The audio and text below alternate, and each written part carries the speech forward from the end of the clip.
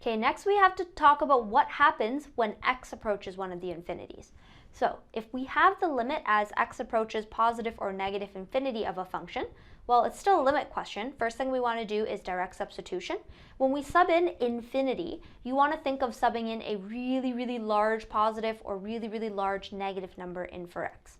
If the result that you get is a non-zero number divided by one of the infinities, a number divided by something really big is going to give you something really small, so the limit is 0.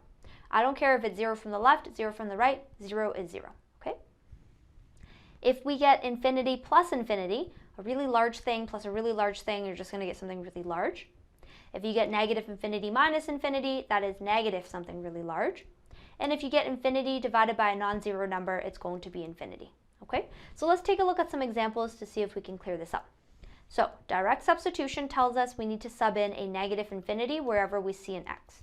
So I have 2 over 4 minus 2 times negative infinity plus negative infinity squared. Let's see what happens here. I have 2 divided by 4. Negative 2 times negative infinity is plus infinity. Negative infinity squared is just plus infinity squared. Well, infinity plus infinity squared, this is just a really, really, really big number, so this is just infinity. 4 plus infinity, that's not even going to make a dent, it's still just going to be infinity. So I'm going to end up with practically 2 over infinity. 2 divided by something really large is really small, so this is going to give us 0. So then we say that the limit here is 0, okay?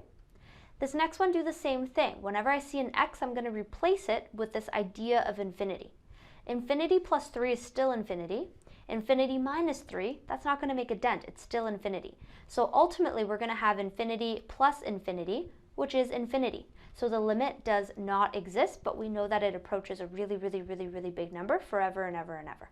So the key thing I want you to take away from this is the idea that when you have a non-zero number divided by something really small, you get something really big. But if you have a non-zero number divided by something really big, you get something really small.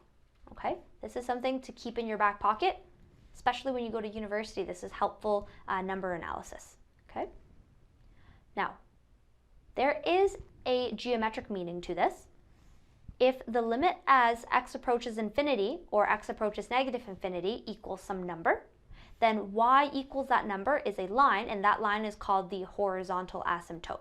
We will come back to this later on when we're talking about curve sketching. And another note to make is that if you end up with any of these weird results, like infinity minus infinity, which infinity wins?